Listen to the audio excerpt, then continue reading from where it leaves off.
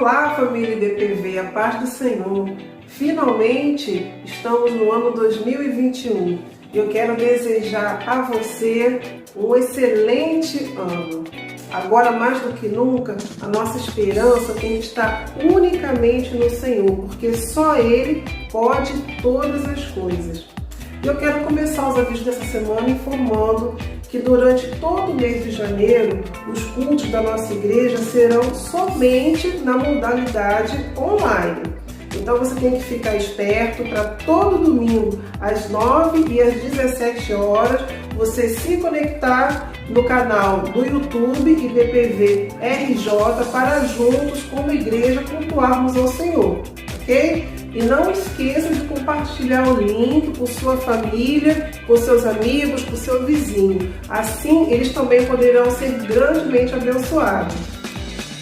Também, durante todo o mês de janeiro, o nosso amado pastor Paulo e a nossa querida irmã Ana Beatriz estarão em gozo de férias. Você deve continuar orando por eles diariamente, porque eles precisam muito ser sustentados através das orações. Durante o mês de janeiro, nós teremos alguns irmãos e alguns pastores convidados para trazer a palavra de Deus para nós. Lembre-se também de orar por esses irmãos e esses pastores que serão usados por Deus para abençoar a vida da nossa igreja. Hoje, durante o culto da noite, haverá a celebração da Ceia do Senhor. Não esqueça de providenciar os elementos, o pão e o suco, para juntos participarmos da ceia.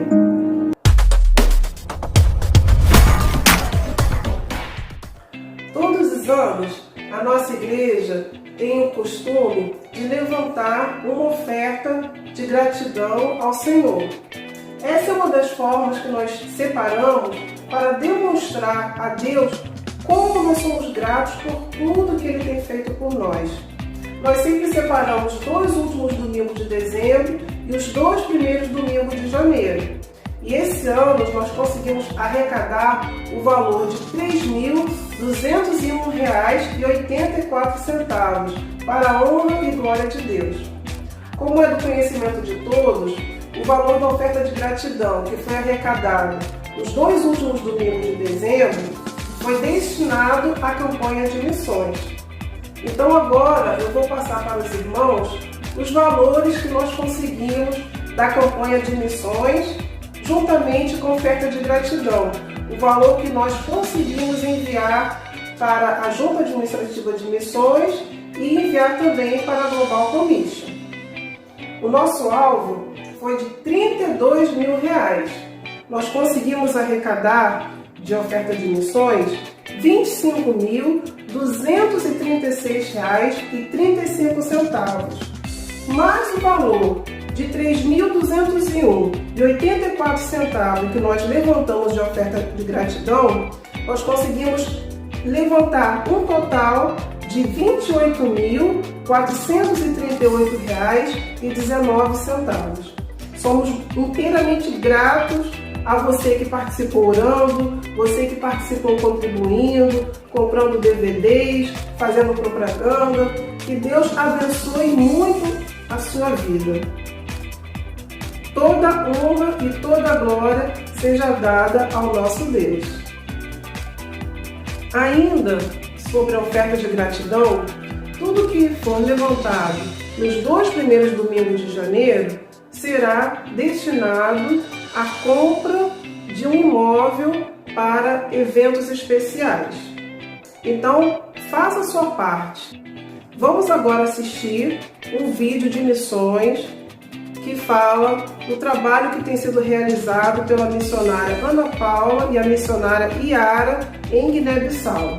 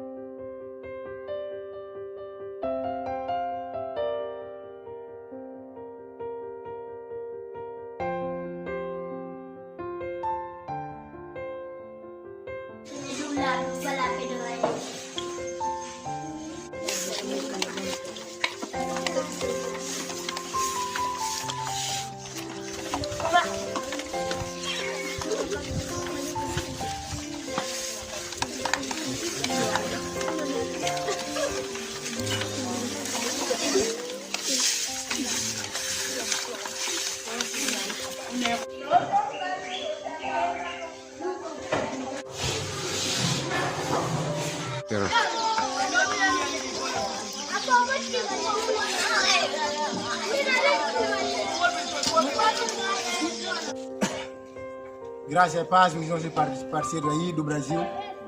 Hoje é o último dia de aula. Nós entramos de férias hoje. Então é para você agradecer. Para nós foi difícil, porque as missionárias estavam junto conosco aqui na abertura da aula. E hoje também, mas este ano é muito difícil para que eles estejam aqui. Então, nós somente ficamos aqui, mas conseguimos fazer o que eles faziam aqui. Então, estamos vos agradecendo os que seguraram a corda para que nós seguimos nesse dia hoje, o último dia de aulas. Então, vamos dizer muito obrigado a vocês. Estamos aqui contando com vocês. As vossas orações fazem com que nós conseguimos fazer o melhor coisas aqui. Então, estamos empenhados.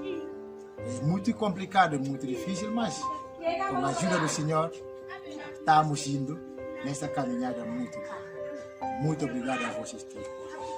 Tchau.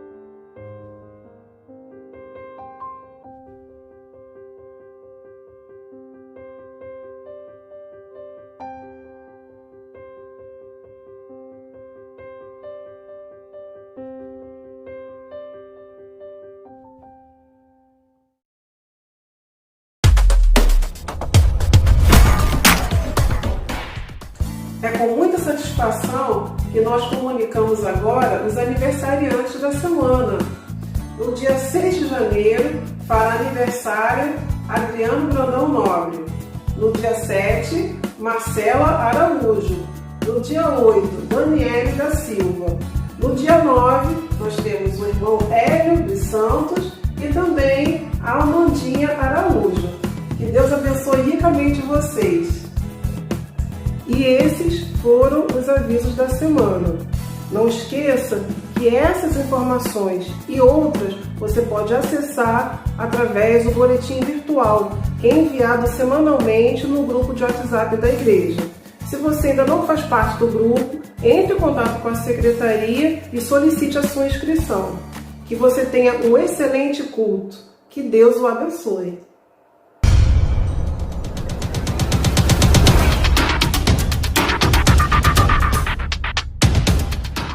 Graças a Deus, irmãos. Vamos começar o culto e eu vou lá para a gente começar. Pai, muito obrigado, Deus, porque estamos aqui mais uma vez diante de Ti, para dar culto a Ti, para agradecer o Teu nome, para exaltar o Teu nome.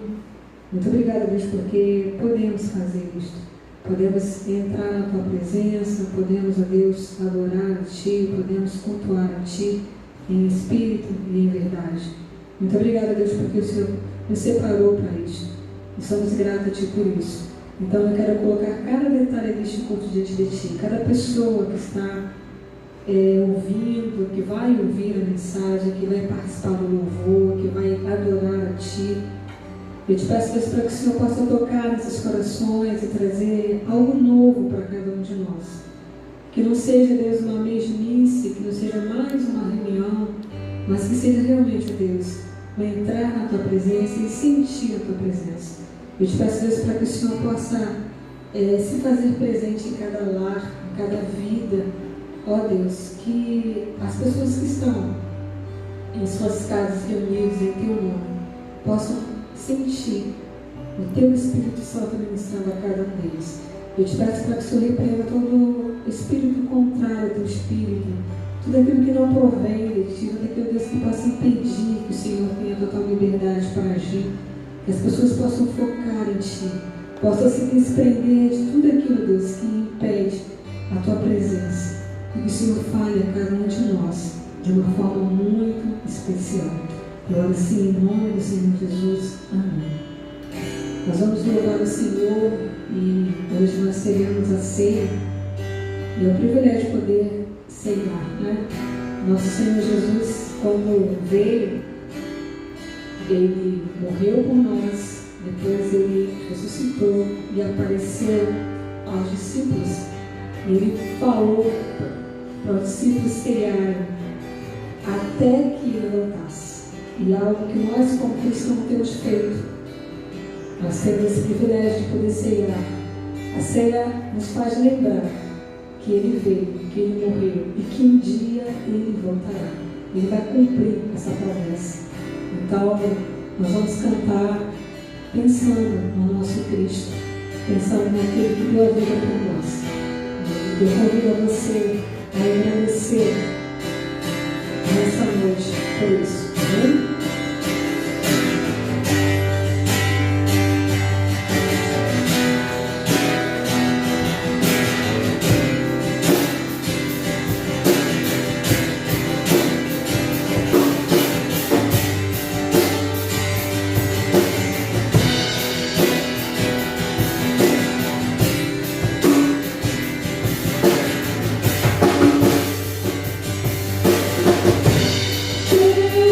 Eu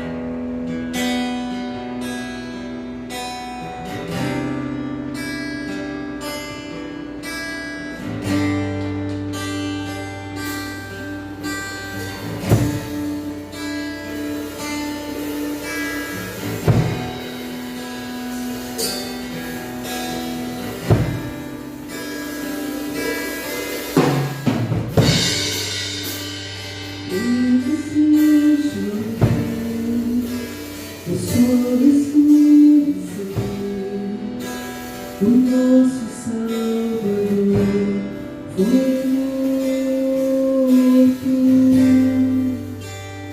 por nós, seu sangue deu por nós o peso do pecado. Ele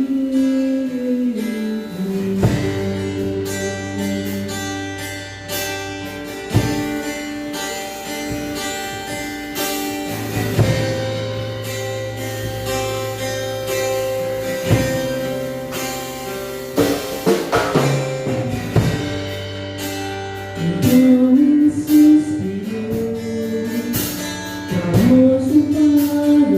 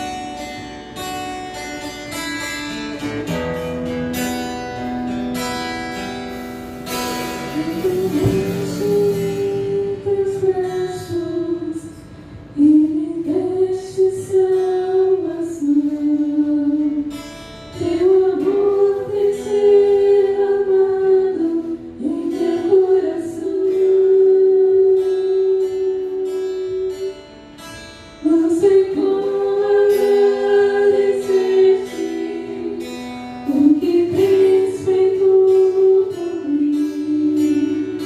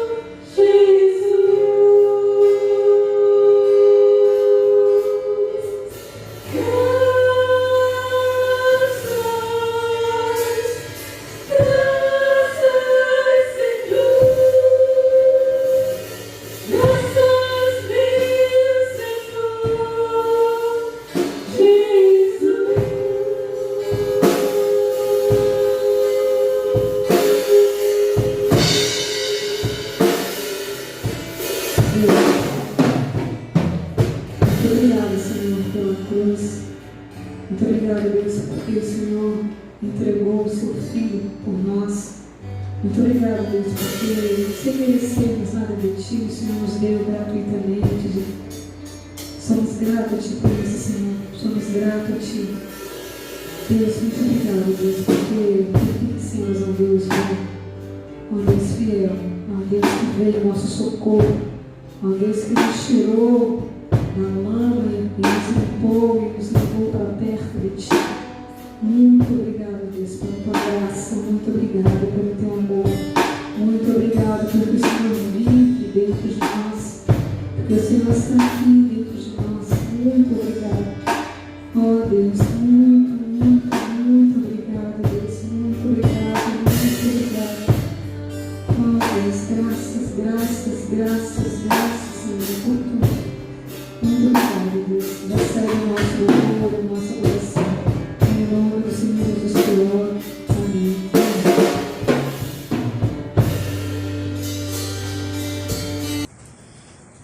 Amados irmãos, graça e paz.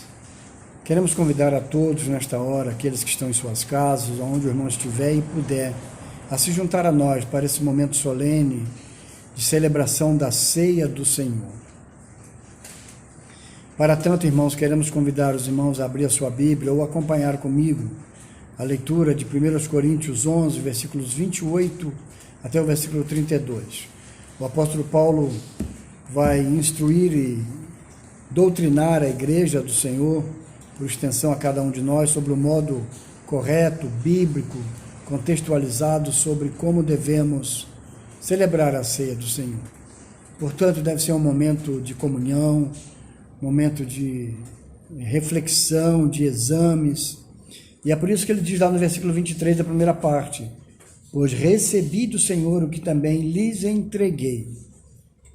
Então ele diz lá no versículo 28, examine-se cada um a si mesmo, e então coma do pão e beba do cálice. Pois quem come e bebe sem discernir o corpo do Senhor, come e bebe para a sua própria condenação. Por isso há entre vocês muitos fracos e doentes, e vários já dormiram. Mas se nós tivéssemos o cuidado de examinar a nós mesmos, não receberíamos juízo. Vem o versículo 32, que é uma conclusão belíssima. Quando, porém, somos julgados pelo Senhor, estamos sendo disciplinados para que não sejamos condenados com o mundo. O que me chama a atenção aqui, o que eu quero compartilhar com os irmãos, o pastor Paulo tem feito algumas referências a esse texto, a esse versículo, principalmente o versículo 28, na questão do examine-se a si mesmo. A questão do examinar-se a si mesmo, no entendimento que eu percebo da parte do Senhor, não é examinar para ver se o irmão está em pecado, se há alguma falha que o irmão cometeu e precisa confessar. Isso aí precisa se fazer sempre, independente de celebrar a ceia ou não. Mas o examinar-se a si mesmo aqui, e o discernir o corpo do Senhor no versículo 29, significa entender o que o apóstolo Paulo vem dizendo no contexto. Isto porque a igreja lá em Corinto celebrava a ceia do Senhor de maneira errada. Paulo chegou a dizer que aquilo ali não era a ceia do Senhor, não foi aquela ceia que o Senhor Jesus instituiu quando estava para ir ao Calvário. O Senhor falou para os seus discípulos que ele desejava muito comer aquela Páscoa com os discípulos antes da sua paixão. Naquele momento da última Páscoa do Senhor Jesus com os seus discípulos, ele disse isso porque ali ele estaria se tornando simbolicamente o Cordeiro Pascual. E a Páscoa tem significado para os judeus. Mas naquela Páscoa, Jesus instituiu a ceia do Senhor para nós, os cristãos, seus seguidores, seus discípulos, como memorial. E é por isso que ele simbolicamente usa o pão representando o seu corpo, que foi crucificado, sacrificado na cruz do Calvário, e o seu sangue vertido ali na cruz também, como o sangue imaculado do Senhor Jesus, que se fez pecado por cada um de nós, substituindo o nosso lugar, aquele lugar que deveria ser meu e seu ali, ele tomou em nosso lugar. Então, quando o apóstolo Paulo fala em examine-se a si mesmo, ele está dizendo, em outras palavras, Se nós temos, está como que a perguntar, nós temos este discernimento, nós aceitamos pela fé o Senhor Jesus para ser o Salvador e o Senhor da nossa vida? Nós nos identificamos com Ele também num sacrifício de renúncia, reconhecendo o sacrifício que Ele fez, Ele cumprindo a sua missão, e cada um de nós temos uma missão a cumprir. Para seguir ao Senhor Jesus, nós precisamos renunciar a nós mesmos. Como Ele mesmo diz, tomar a nossa cruz e segui-lo. Então, examine-se. E o versículo 29 fala: pois quem come e bebe sem discernir o corpo do Senhor, come e bebe para a sua própria condenação. Ou seja, se o Senhor Jesus não é o seu Salvador, o seu Senhor, o dono da sua vida, se você diz que confia nele, mas quer viver a sua vida do seu jeito, então me perdoe, meu irmão, mas você não está discernindo o corpo do Senhor. O corpo do Senhor aqui é a igreja dele, é a reunião dos salvos, é o ajuntamento de todos aqueles que o têm como cabeça, como governo, como Salvador e Senhor, porque nós nos identificamos com ele na cruz do Calvário. Nós cremos na sua ressurreição dentre os mortos, na vida eterna que ele tem para todos nós, ou seja, todos aqueles que se arrependerem dos seus pecados e aceitarem-no como Salvador e Senhor, como aquele único que pode perdoar os nossos pecados. Então, examinar-se é para ter um entendimento, uma avaliação, se nós estamos integrados na igreja, sujeitos à liderança que o Senhor levantou na igreja, temos prazer em seguir as ordenanças, os ensinamentos que o Senhor, através do seu pastor e seus líderes, nos orientam. Então, isso é examinar-se a si mesmo para discernir e avaliar se estamos discernindo o corpo do Senhor. Quando o Senhor celebrou a Páscoa, ele estava celebrando como judeu que era.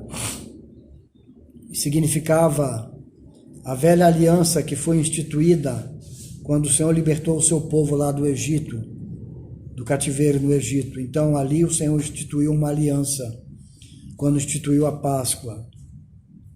Quando o cordeiro foi imolado, depois de ter sido separado por 7 dias ou 14 dias, se não estou enganado, para ver se o cordeiro era puro, imaculado, estava pronto para o sacrifício.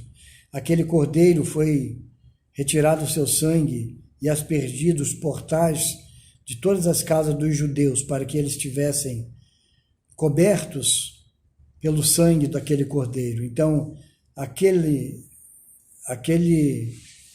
memorial que foi instituído ali na celebração da Páscoa representava a velha aliança, e Jesus cumpriu como judeu que era. Mas ele trouxe para nós uma nova aliança, que foi instituída no seu sangue.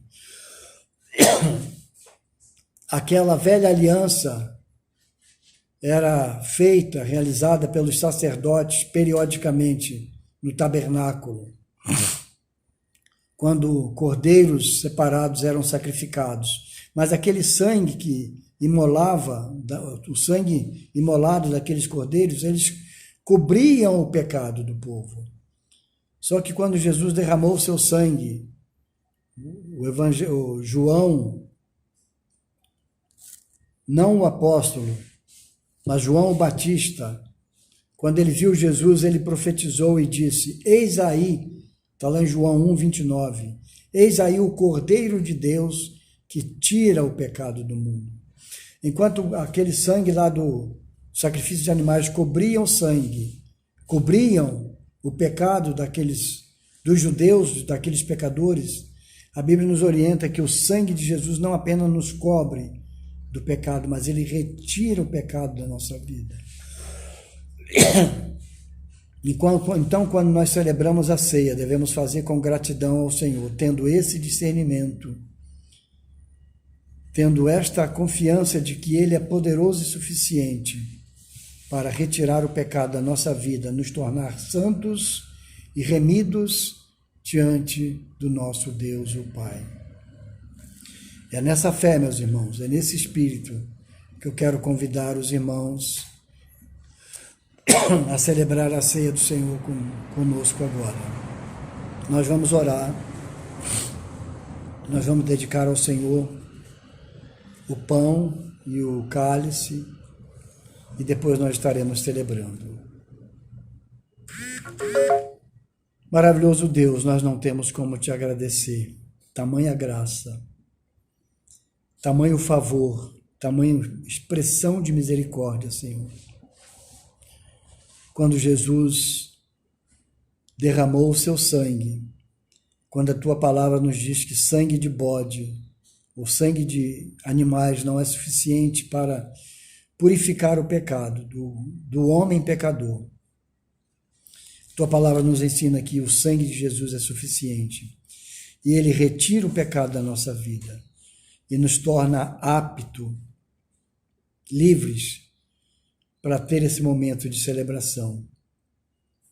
E ao comer o pão nós queremos proferir, expressar a nossa fé, a nossa esperança e a nossa confiança no Senhor.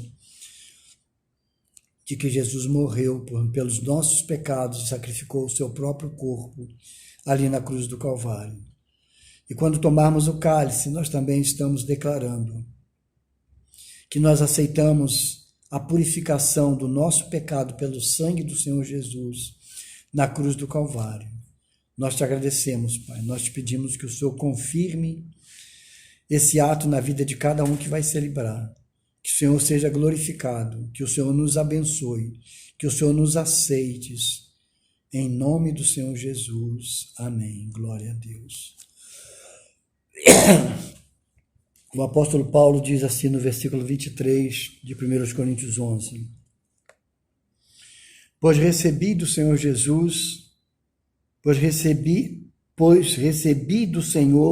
o que lhes entreguei. Que o Senhor Jesus, na noite em que foi traído, tomou o pão. Que o Senhor Jesus, na noite em que foi traído, tomou o pão. Versículo 24.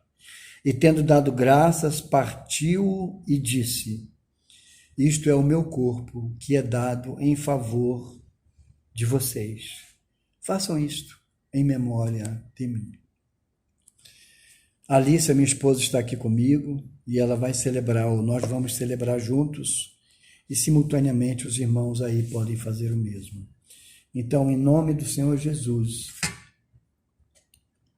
cumprindo a ordenança que ele deixou, vamos comer o pão.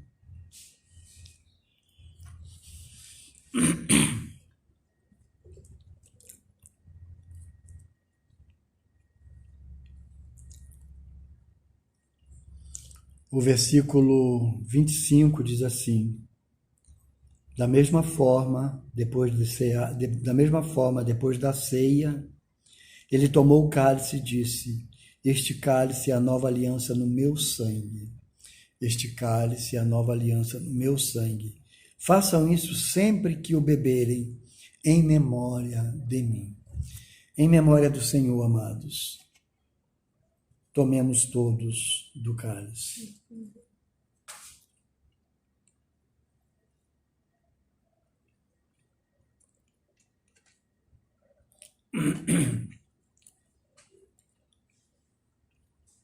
E o versículo 26, para encerrar. Eu gosto dessa parte. Porque sempre que comerdes deste pão e beberem deste cálice, vocês anunciam a morte do Senhor, até que ele venha.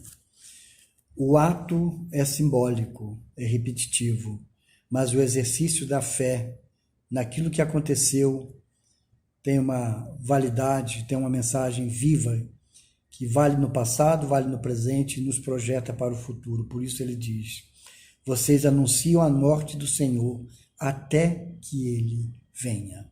Essa é a esperança que está em nossos corações. Esperamos a vinda do Senhor. E até que ele venha, nós vamos continuar celebrando a ceia do Senhor, em obediência à sua ordenância, por aquilo que ele fez, faz e há de fazer. E louvado seja o nosso Deus, porque esta mensagem está gravada, firmada e viva no coração de cada um de nós. Pai querido, sela esse momento com a tua graça e multiplica as bênçãos sobre a vida daquele que participou, sobre cada um de nós. Obrigado por estar aqui com Alice, Pai. Obrigado, ó Deus, porque de uma maneira tão simples, creio que o Senhor atuou, falou aos nossos corações e a mensagem está gravada e cravada em nossos corações e nós somos muito gratos a Ti e oramos em nome do Senhor Jesus. Amém. Que o Senhor a todos abençoe, em nome de Jesus. Amém.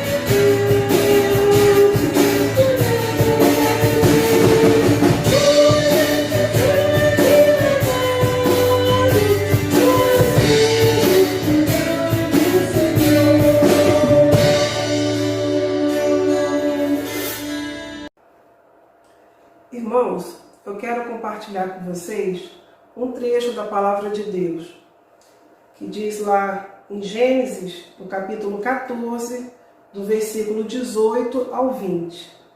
E diz assim: Melquisedeque, rei de Salém, trouxe pão e vinho. Ele era sacerdote do Deus Altíssimo. Ele abençoou Abraão e disse: Abraão, seja abençoado pelo Deus Altíssimo, que criou os céus e a terra. E bendito seja o Deus Altíssimo, que entregou os adversários de você nas suas mãos. E Abraão deu a Melquisedeque o dízimo de tudo. Irmãos, não existe fórmula mágica. Se a gente quer ser abençoado, nós temos que ser fiéis nos dízimos e nas ofertas. E essa bênção que eu me refiro não é só em relação a dinheiro, é em relação a qualquer área das nossas vidas. e também financeiramente. A bênção financeira que a gente deve desejar não é só para nós termos os recursos financeiros para nós, mas é para nós termos os recursos e podermos abençoar a vida de outras pessoas com aquilo que Deus tem nos dado, com aquilo que Deus tem nos presenteado. Então, se você quer ser abençoado, se você quer abençoar a vida de outra pessoa, seja fiel. Os tempos podem estar difíceis, as coisas podem estar não tão bonitas, mas nada disso importa. Tempo bom ou tempo ruim, nós temos que devolver a Deus aquilo que Ele nos tem dado. Eu quero nesse momento orar, dedicando ao Senhor todos os valores que a igreja vai receber essa semana, como dízimos e ofertas. Mas antes eu quero lembrar você que você pode dizimar e ofertar através de depósito, transferência ou ainda pelo Pix. Se você também desejar, você pode vir à igreja e trazer o seu envelope e colocá-lo no gasofilaço. Basta que você agende um horário com a secretaria. Oremos agora. Senhor, eu quero agradecer ao Senhor as tuas infinitas misericórdias, agradecer porque o Senhor é bom em todo tempo. Em todo tempo o Senhor é bom. Eu quero colocar diante do Senhor tudo aquilo que a igreja vai receber de dízimos e ofertas, pedir que o Senhor estenda a tua mão para abençoar, para fazer prosperar, para dar bênção sem medida à vida daqueles que têm sido fiéis na entrega dos seus dízimos e ofertas. Abençoa também a vida daqueles que vão manusear esse dinheiro, dá sabedoria, dá entendimento, conduz, mostra, Senhor, aquilo que o Senhor quer que seja feito. Que o Senhor abençoe grandemente a tua igreja para que nada falte aqui na tua casa. É que nós pedimos e já agradecemos ao Senhor. Em nome de Jesus. Amém.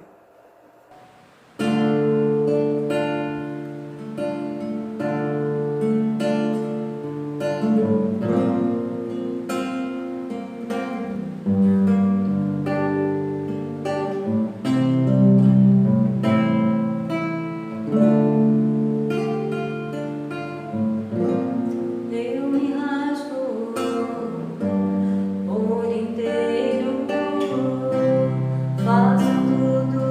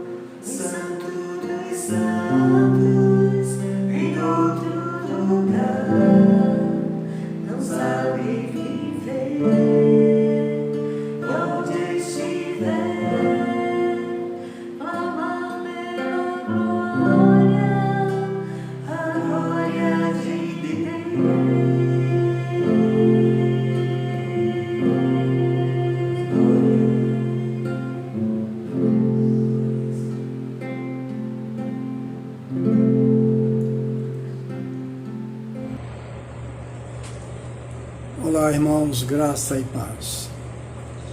Ao Senhor, Pastor Paulo, Igreja Batista, Palavra Viva, todos os irmãos, a nossa gratidão por esta oportunidade. Quero convidar o irmão aí da sua casa, onde o irmão estiver, a se juntar a nós em espírito, em atitude de culto, celebração e celebração ao nosso Deus. Quero convidar o irmão a pensar agora e orar comigo, pedindo ao Senhor que fale ao seu coração. Eu sempre peço ao Senhor que me ajude a ter memória para lembrar daquilo que eu tenho ouvido, para colocar em prática. E assim eu peço aos irmãos, nos ajude em oração, para que eu seja um instrumento do Senhor nesse momento. Eu quero convidar a todos para pensar comigo neste primeiro domingo de 2021. Vamos pensar nesse ano como sendo um ano de oportunidades da parte do Senhor para cada um de nós. Para tanto, convido os irmãos a orar comigo agora. Pai querido, pode parecer um contrassenso, mas nós cremos que essa é a palavra do Senhor para cada um de nós. Ajuda-nos a fazer do ano de 2021 um ano de oportunidades. Para tanto, Pai, fala aos nossos corações, faz a nossa fé aumentar, dá-nos memória e ajuda-nos a sermos praticantes da Tua palavra. Edifica a Tua igreja, Pai. Ajuda-nos a sermos objetivos, claros, naquilo que está em nosso coração. Abençoa a Tua igreja e edifica cada um daqueles que vão nos ouvir agora. Em nome do Senhor Jesus, oramos e agradecemos. Amém. Meus irmãos, se o irmão tiver a oportunidade de, com a caneta e um papel, anotar algumas afirmações, eu creio que vai ser bom para a nossa edificação. 2021 é uma realidade. Pode ser um ano de oportunidade para mim e para você.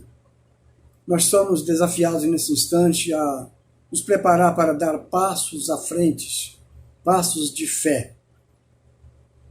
Provérbios 16, versículo 3, diz que é uma ordenança, é um mandamento do Senhor.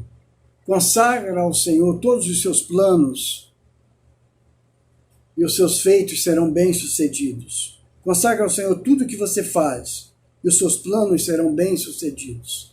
Ainda em Provérbios 16, versículo 9, o Senhor diz assim: em seu coração o homem planeja o seu caminho, mas o Senhor determina os seus passos. E finalmente, o belíssimo texto de Isaías 32, versículo 8. Mas um homem nobre faz planos nobres. Graças aos seus feitos nobres, permanece firme. Eu acho maravilhoso esse texto do profeta Isaías. Mas o homem nobre faz planos nobres e graças aos seus feitos permanece firme. Pegue essa palavra para o irmão. Pode abençoar a sua vida. Romanos 12, versículo 12, o Senhor diz assim: alegrem-se na esperança, sejam pacientes na tribulação e perseverem na oração. 3 mandamentos, contidos em um versículo. Meus irmãos, se aplicarmos esses 3 mandamentos na nossa vida durante esse ano, pode acreditar, vai ser um ano de oportunidade. Primeiro mandamento: alegrem-se na esperança. Alegria é um estado de espírito motivado por sentimentos de prazer. Feliz é o homem, a mulher que está livre da cadeia, das prisões, dos sentimentos de tristeza e consegue expressar sua alegria através de gestos e atitudes. Eu creio que é isso que o Senhor quer para mim e para você. O ano de 2020 foi um ano atípico, um ano de algumas perdas, mudanças de hábitos, perplexidades, enfim. Estamos vivendo, como dizem aí, o novo normal.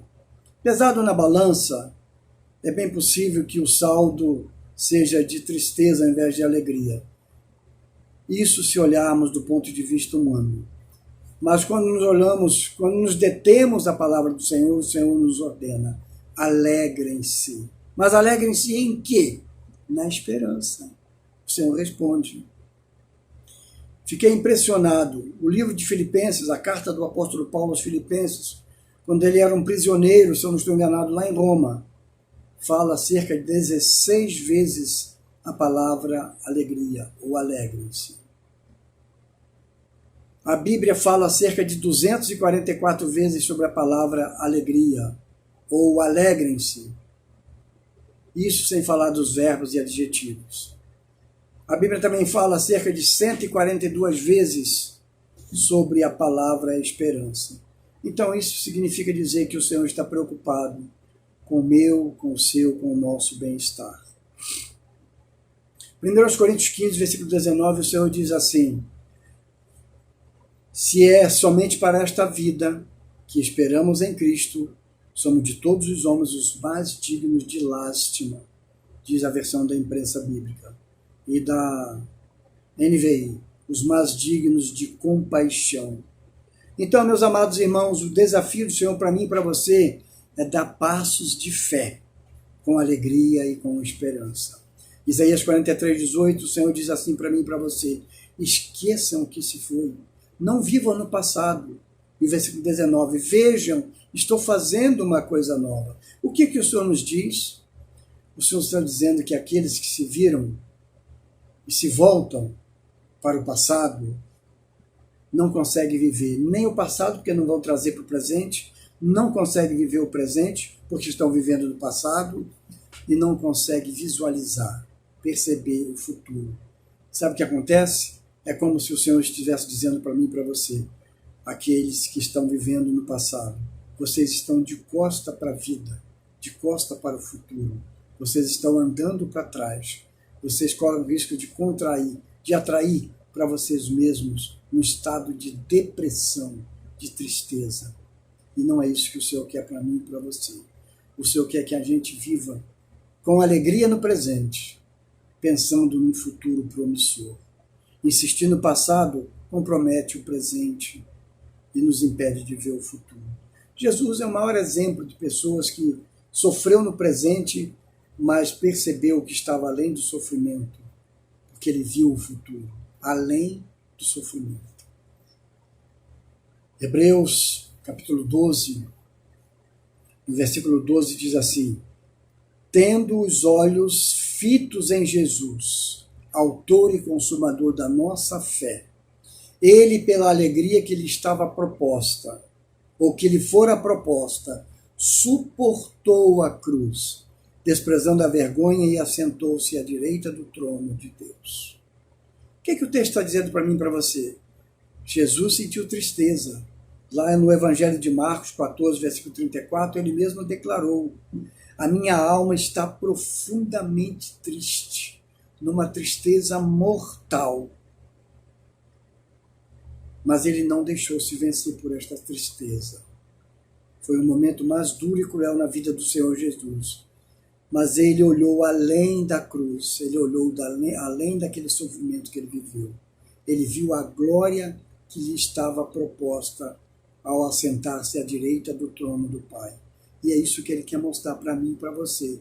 E é por isso que Hebreus 12, versículo 3 diz assim: pense bem naquilo que suportou.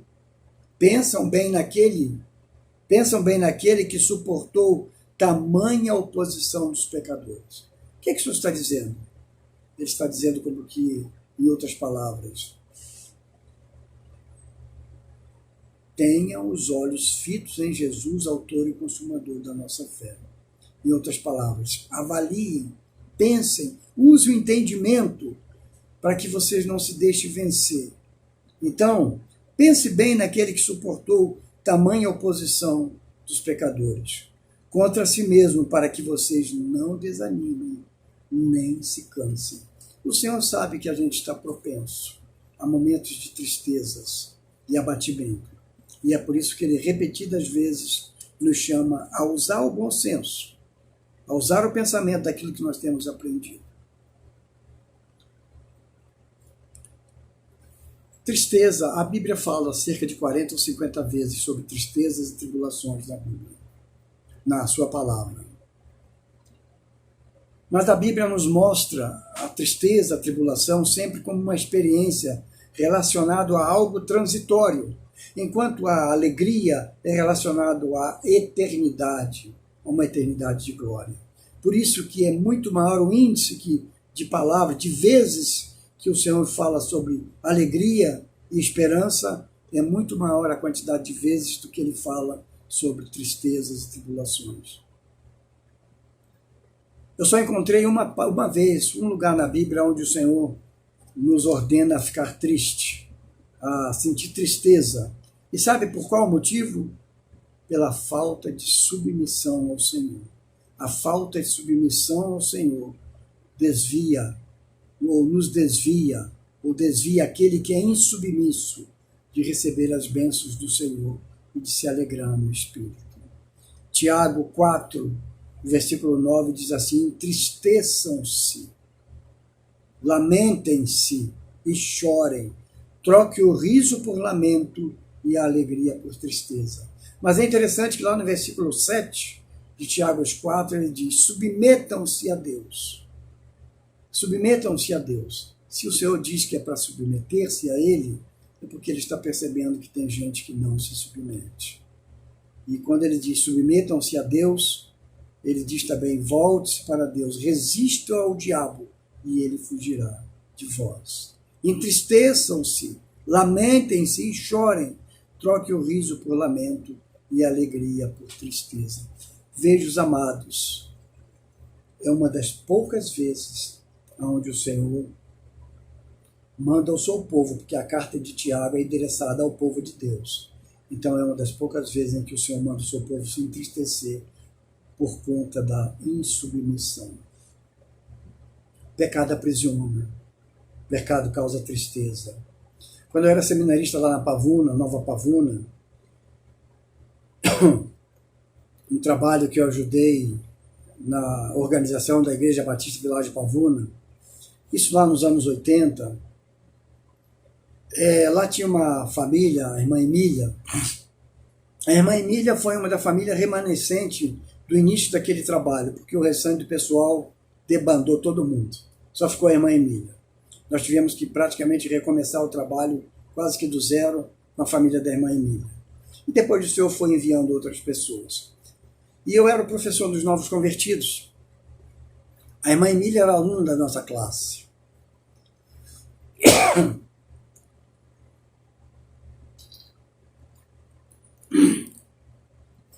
A irmã Emília, desde os seus 12, eu não lembro bem, 12, seus 12 ou 16 anos, fumava fumo de rolo, aquele fumo fedorento, fazia aquele cigarro de palha de milho, não é isso?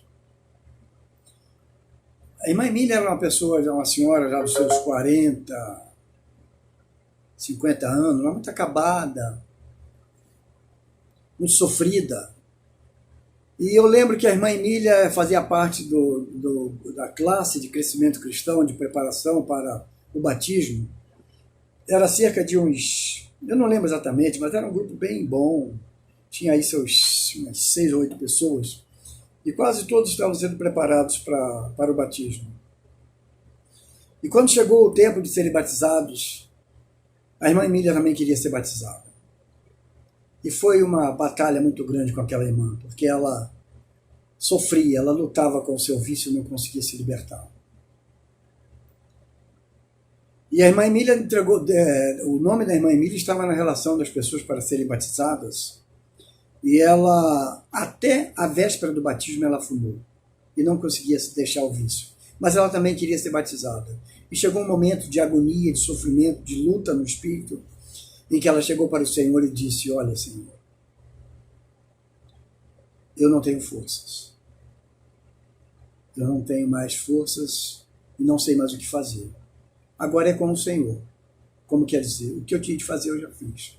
Eu só sei uma coisa: eu quero ser batizada. Isso foi como que do sábado, o batismo seria no domingo. A irmã Emília foi com a relação, junto com os irmãos, para o batismo. E ela foi batizada. E sabe o que aconteceu? A irmã Emília nunca mais fumou. Era muito bonito, era lindo de se ver a alegria daquela irmã. A alegria pela esperança que ela colocou no Senhor, de que ela não podia, mas o Senhor pode. E o Senhor a libertou. E ela se alegrou no Senhor e com a igreja, pela libertação que ela experimentou, daquele vício que a aprisionava. Então, meus irmãos, alegrem-se na esperança. O Senhor permitiu o sofrimento, mas o Senhor se revelou para ela. Como quer se revelar para mim e para você? E creio que tem se revelado para muitos de nós. Alegrem-se na esperança.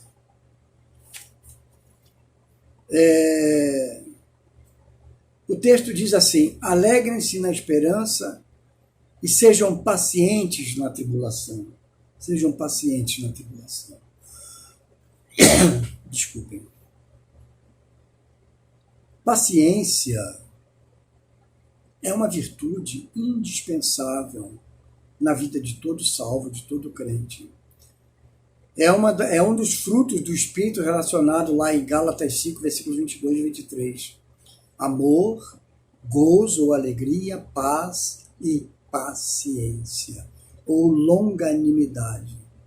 Paz, ou melhor, paciência, ou longanimidade, que eu prefiro ainda a palavra longanimidade, é a capacidade de suportar, resistir às tribulações. Nós encontramos outro exemplo muito interessante na palavra do Senhor, onde o próprio Deus se apresenta a nós como um Deus de paciência, um Deus longânimo, um Deus que muitas das vezes tem paciência, mais paciência do que cada um de nós.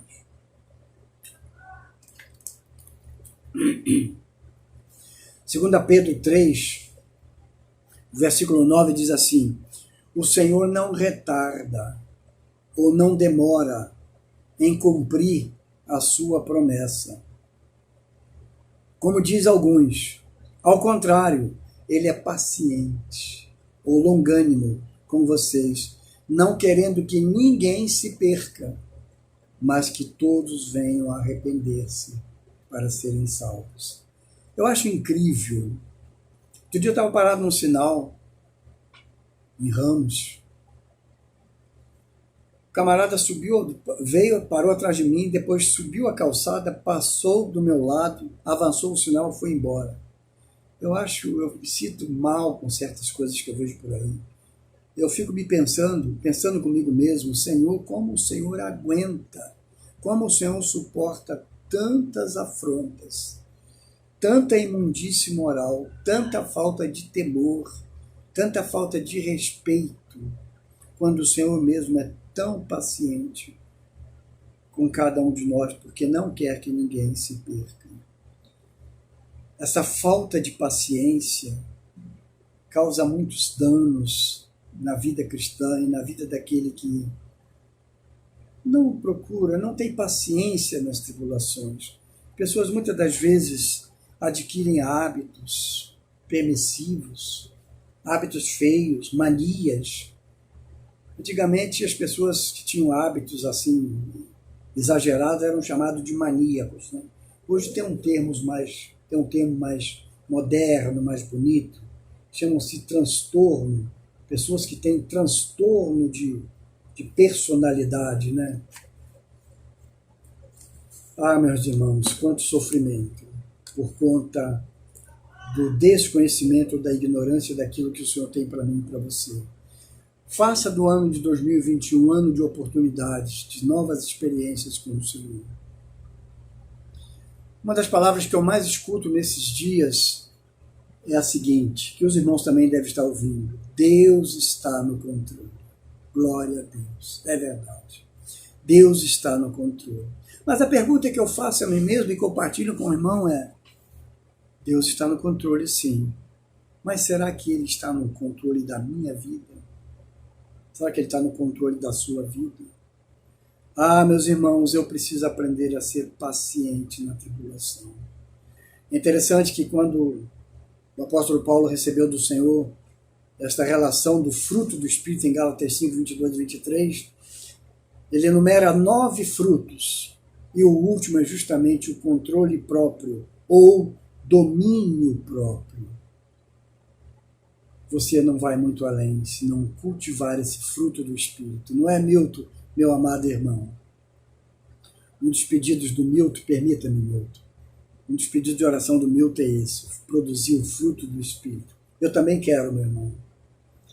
A vida cristã não é uma vida de aventura. A vida cristã não é uma vida para amador. A vida cristã é uma vida pautada em princípios, em valores. Os irmãos ainda se lembram de Isaías 32, versículo 8? Mas o homem nobre tem planos nobres, graças aos seus feitos nobres, permanece firme. Um homem nobre tem uma vida pautada em valores, em princípios, em outras palavras. Uma das coisas que o Senhor quer ensinar para mim e para você, e é por isso que ele diz lá em Mateus 11, no versículo 29, a parte B, aprendei de mim. Aprendei de mim. Se você quiser saber mais sobre essas virtudes que o Senhor quer imprimir no nosso caráter, eu não vou porque não dá tempo, mas vai lá em Filipenses 4, versículos 8, 9, tudo que é bom, tudo que é puro, tudo que é verdadeiro, tudo que é de boa fama, e por aí vai. Se há alguma virtude, algum valor, nisso ocupe a sua mente. Toma o seu coração nessas coisas. O Senhor quer imprimir em nós a cultura dos céus aqui na terra, para ser vivenciado pelo seu povo, pela sua igreja. A Bíblia não nega. A Bíblia fala das tribulações como fatos e realidades a serem experimentadas pelo seu povo. Mas a Bíblia também nos mostra, na experiência do próprio Senhor Jesus, que são experiências, por mais sofridas que sejam, elas vão passar, não é para sempre. Jesus não negou esse fato. Lá em Mateus 24, versículo 21, ele deixou bem claro, ele disse: porque haverá grande tribulação como nunca houve, desde o princípio do mundo até agora, e jamais ou nem jamais haverá. O Senhor falou. Apocalipse, o Senhor Jesus mesmo disse que haverá a Bíblia chama de a grande tribulação. Apocalipse repetidas vezes fala sobre isso. Mas Jesus deixa um alerta. Isso faz parte dos propósitos do Senhor para mim, para você, para o povo de Deus. Jesus deixou um alerta lá em Mateus, versículo 24, o capítulo 24, versículo 25, e Marcos 13, versículo 23. Jesus diz assim: vejam que eu os avisei antecipadamente. Vejam que eu os avisei antecipadamente. Paulo, quando estava exortando as igrejas e passou pela Antioquia da Síria, ele diz lá em Atos 14, versículo 22, a parte B: é necessário que passemos por muitas tribulações para entrarmos no reino de Deus. É necessário passarmos por muitas tribulações para entrarmos no reino de Deus. Ele faz uma afirmativa. Mas eu tenho uma palavra boa para os irmãos. Eu tenho uma mensagem do Senhor, que está lá em Salmos 112, versículo 6, a parte A, e depois o versículo 7 e 8. Presta atenção, meus irmãos. É uma palavra para o nosso tempo. O justo jamais será abalado, diz o Senhor. O justo jamais será abalado.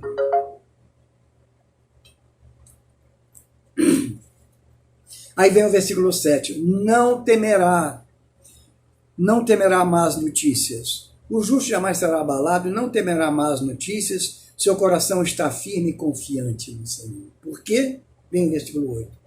O seu coração está seguro e nada temerá. No final, verá a derrota dos seus adversários.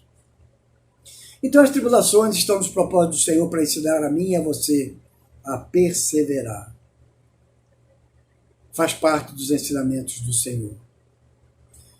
O apóstolo Paulo, lá aos Romanos, capítulo 5, versículo 13, ele diz assim: não só isso, mas também nos gloriamos nas tribulações, porque sabemos que as tribulações produzem perseverança. As tribulações produzem perseverança. E a terceira ordem, terceiro mandamento: alegrem-se na esperança, sejam pacientes nas tribulações e perseverem nas orações, diz o Senhor. Perseverem nas orações. Já imaginou uma mãe, um pai, quando o seu filho levanta e não arruma a cama, demora para levantar para ir para a escola, esconde os deveres para não fazer dos seus pais? Qual é o comportamento, qual é a atitude desse pai e dessa mãe? Ele vai ajudar o seu filho, ele vai lembrar o seu filho de que ele precisa arrumar a cama, de que ele precisa se levantar mais cedo, que ele precisa aprender a ser responsável, que ele precisa aprender a fazer os seus deveres, porque nenhum pai, nenhuma mãe quer o seu filho estagnado. A mesma coisa é o Senhor. A Bíblia diz lá em Hebreus 12 que o Senhor repreende, aliás, em Apocalipse 3, a carta à igreja de Éfeso, que o Senhor repreende e castiga a todos quanto ama. Eu repreendo e castigo a todos quanto amo. Sê, pois, zeloso e arrepende-te. Então, meus irmãos, o que eu quero dizer com isso? Quando a Bíblia diz alegrem-se na esperança, sejam pacientes nas tribulações, quando a Bíblia fala cerca de 244 vezes sobre alegria, 142 sobre esperança e 40 ou 50 vezes sobre tribulação ou tristeza, é porque o Senhor sabe que eu e você temos a tendência de recuar, de muitas das vezes nos deter ao que está acontecendo no momento e tirar o nosso olhar do futuro. Mas não é isso que Ele quer para mim e para você. Como não é o que o pai ou a mãe quer para o seu filho, que ele fique parado no tempo e no espaço. Então, meus irmãos, isso me faz lembrar as palavras do Senhor Jesus lá em Mateus 11, versículo 16. O Senhor Jesus, ele comparou a geração desse tempo como crianças na praça, no momento de desatenção. Vale a pena rever o texto rapidamente. O Senhor diz assim: a que posso comparar esta geração? São como crianças que ficam sentadas nas praças e gritam umas para as outras. gritam umas para as outras. Então vem o versículo 17. O que é que elas gritam umas para as outras? Nós lhes tocamos flauta, mas vocês não dançaram. Nós cantamos um lamento, mas vocês não se entristeceram. Mas, pastor, o que isso tem a ver? Meus irmãos, procure conhecer o contexto. Jesus está dizendo que é uma geração de crentes, está falando para a igreja, está falando para os seus seguidores, e ele está dizendo que é uma geração de crentes passivos, crentes indiferentes, crentes que estão deixando o básico, o principal, pelo trivial, pelo desnecessário. Meus irmãos, se há uma coisa que eu e você precisamos aprender, é a dar valor àquilo que o Senhor dá valor e desprezar aquilo que o Senhor despreza. Em outras palavras, está alinhado com ele. E Jesus está dizendo que essa geração é como que crianças tocando flauta na praça, mas as pessoas não se apercebem que está havendo ali um momento de alegria para danças. E num outro momento, pessoas estão tocando canções de lamentos, mas as pessoas não percebem que é um momento que induz a tristeza e a lamentação, ao quebrantamento. Por causa de quê? Por causa da indiferença. Porque estão como que desconectados com o que está acontecendo no tempo presente, por causa de coisas que estão roubando o tempo, a atenção e se aninhando no coração do povo de Deus. E ele diz mais adiante, no mesmo capítulo de Mateus 11, ai de vocês, Corazim, ai de vocês, Betsaida. Vocês que estão tentando racionalizar os ensinos do Senhor para justificar as suas mazelas, ai de vocês. Então, meus irmãos, a palavra do Senhor para nós é: persevere na oração.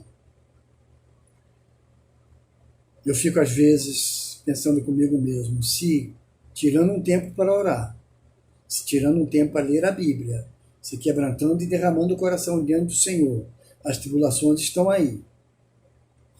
E tem momentos de muitas perplexidades e dificuldades. Imagine aquele que não consegue tirar um tempinho para orar, para ler a palavra do Senhor. Meus irmãos, uma coisa eu sei, quem assim faz deve estar vivendo uma vida vazia do Senhor e cheia de si mesmo. Mas é uma pessoa fraca do ponto de vista espiritual. Meu amigo pastor Moisés mandou um pensamento para mim semana passada, muito interessante, que eu até postei, coloquei no meu status, eu creio que alguns irmãos chegaram a ver. Ele diz assim: cada encontro que você tem com Deus, ele tira algo seu e coloca algo dele. Isso é maravilhoso. Cada encontro que nós temos com o Senhor, ele tira algo de nós e coloca algo dele. O que vem dele é melhor do que o que está em nós. É um bom negócio para um bom negociador deixar o Senhor tirar o que está em nós para colocar o que vem dele. É por isso que a palavra do Senhor diz lá em Romanos 12, versículo 2, se eu não estou enganado, que a vontade do Senhor é boa, agradável e perfeita. A minha vontade, pode nos parecer muito boa e até agradável, mas uma coisa eu sei, que vai fazer toda a diferença.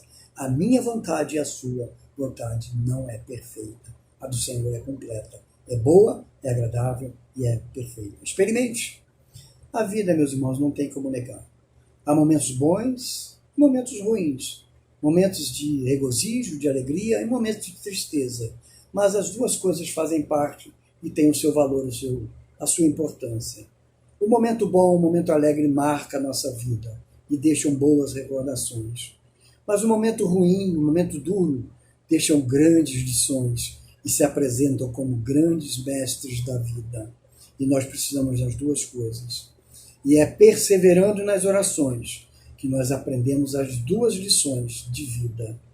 E passaremos ou mudaremos de fase, deixaremos de sermos crianças ou meninos na fé para chegar à estatura de varão perfeito. Mas para tanto é preciso perseverar na oração. O fato que marcou a minha vida no tempo de seminarista, lá na primeira igreja batista da Fundação, nós tínhamos um grupo, pastor Saturno, pastor irmão Paulo, irmão Édio Ramos, e a gente ajudava uma igreja lá em Juiz de Fora, uma igrejinha pequena, muito simples. E uma lição que eu aprendi, isso já deve ter aí quase seus 40 anos, se não tem. O vice-moderador daquela igreja, eu não lembro mais o nome da igreja, não sei se era a terceira ou quarta igreja, uma igreja que tinha uns 15 ou 20 membros, pessoas muito simples, muito humildes, mas irmãos, que lição eu aprendi com aqueles irmãos. E principalmente com o vice-moderador. Se eu não estou enganado, era o irmão Geraldo. Estou buscando na memória, mas não importa. Esse irmão trabalhava numa lavanderia, era um irmão assalariado, um irmão já de alguns anos de igreja. Sua esposa não era convertida, não era da igreja. Eu tive o prazer e a oportunidade de ir à casa dele.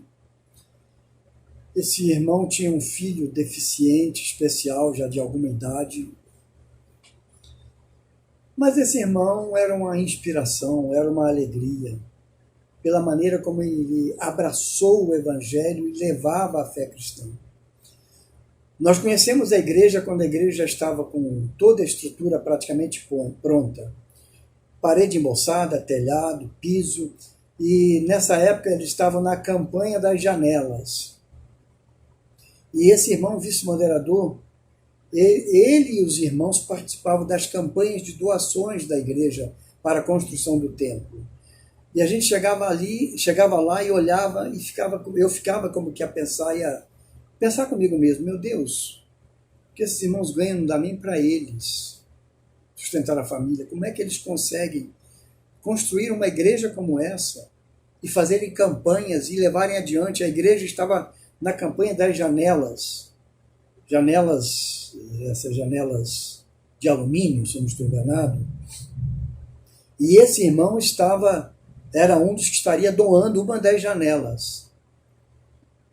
Mas o que me chama a atenção era a maneira feliz, comprometida e fiel com que esse irmão perseverava e participava do crescimento daquela pequena igreja.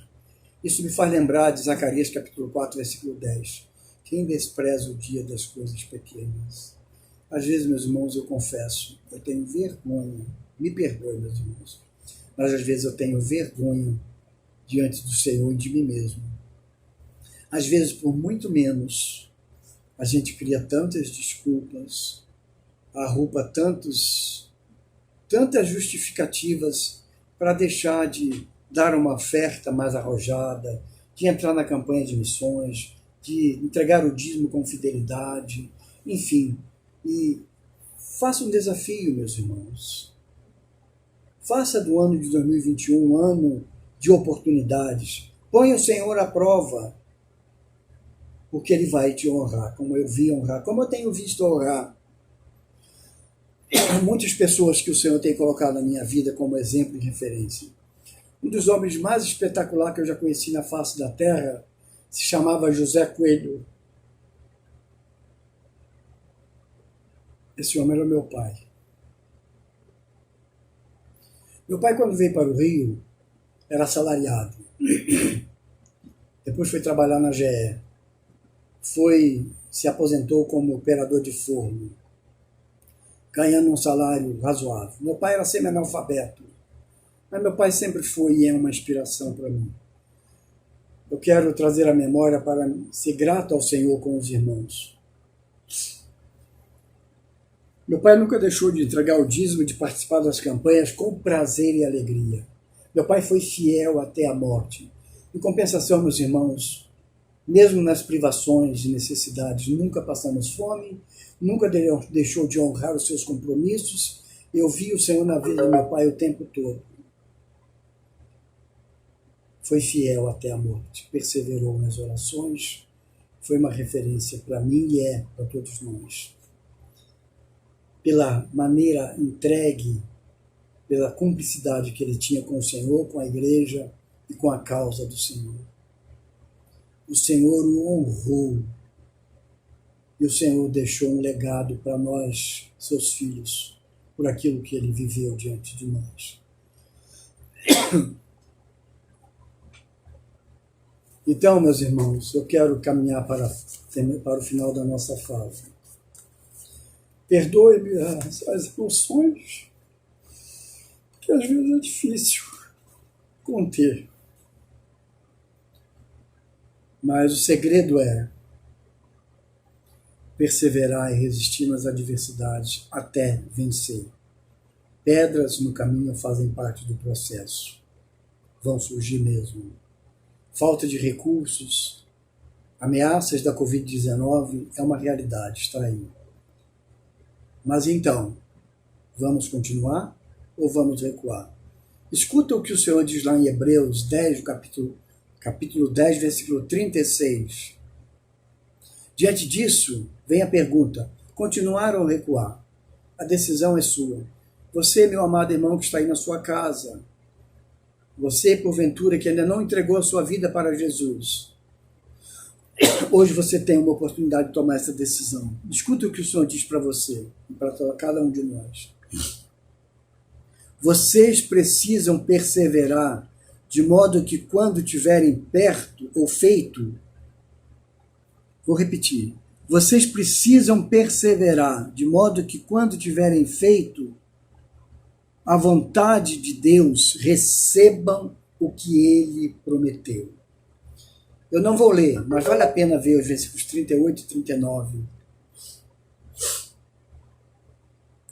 de Hebreus 10, versículos 38 e 39, quando o Senhor diz que Ele não tem prazer na vida daquele que retrocede, que recua para a perdição, mas que Ele tem prazer daquele que persevera para a salvação da sua alma. Meus irmãos, há 3 frases que eu gostaria de terminar a nossa fala aqui, ou caminhar para o final, que eu gostaria, em nome do Senhor Jesus, que você nunca citasse daqui para frente. A primeira diz a seguinte: nada para mim dá certo. Não diga, não aninhe essa palavra no seu coração. Nada para mim dá certo.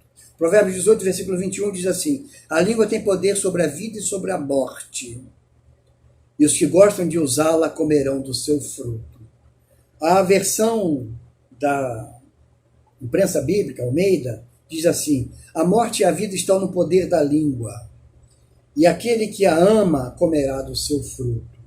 Todos temos diferença, ou todos temos dificuldades, tribulações na vida, fazem parte. Mas olha, ao invés de fazer uma afirmação dessa, nada para mim dá certo, diga: a bênção do Senhor está sobre mim. A bênção do Senhor está sobre nós.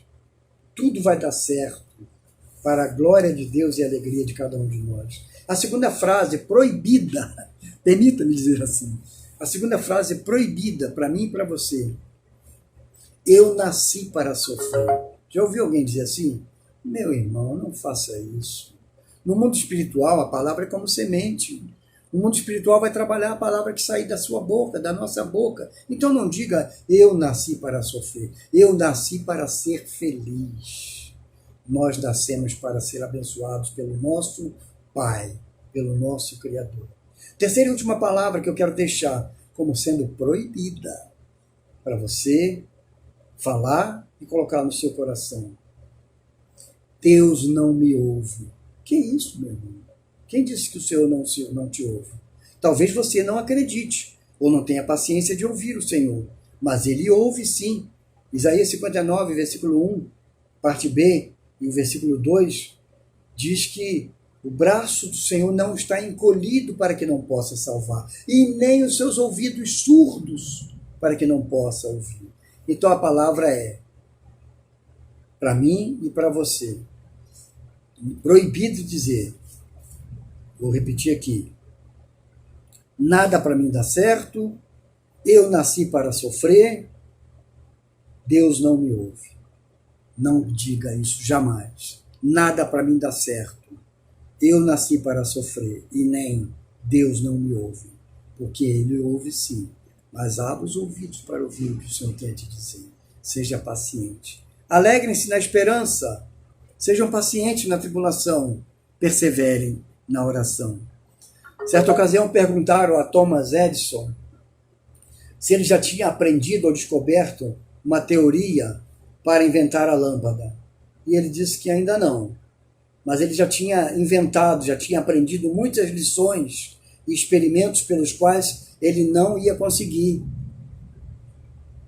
inventar a lâmpada. Talvez quem falou isso para ele, ou fez a pergunta, estivesse ironizando por saber que ele já tinha tentado mais de 100.000 vezes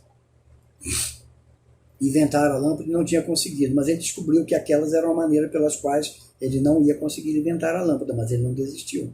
Talvez, meus irmãos, muitas das vezes vão rir de você, como já riram de mim. Até o próprio Satanás, eu já vi ele dar gargalhada de mim. Mas o Senhor tem tido misericórdia de mim. E eu creio que tem de todos nós.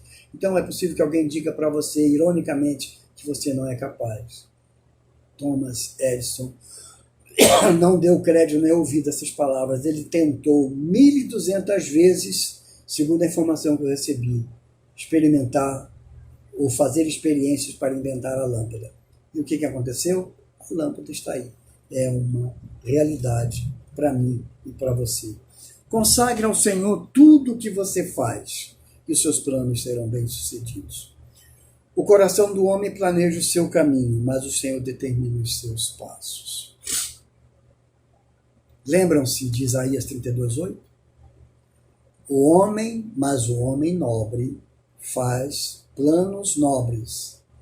Graças aos seus feitos nobres, permanece firme. Alegre-se na esperança. Sejam pacientes da tribulação. Perseverem na oração. Ponham em prática o que o Senhor nos falou nesta manhã ou nesse dia. Faça de 2021 um ano de oportunidades.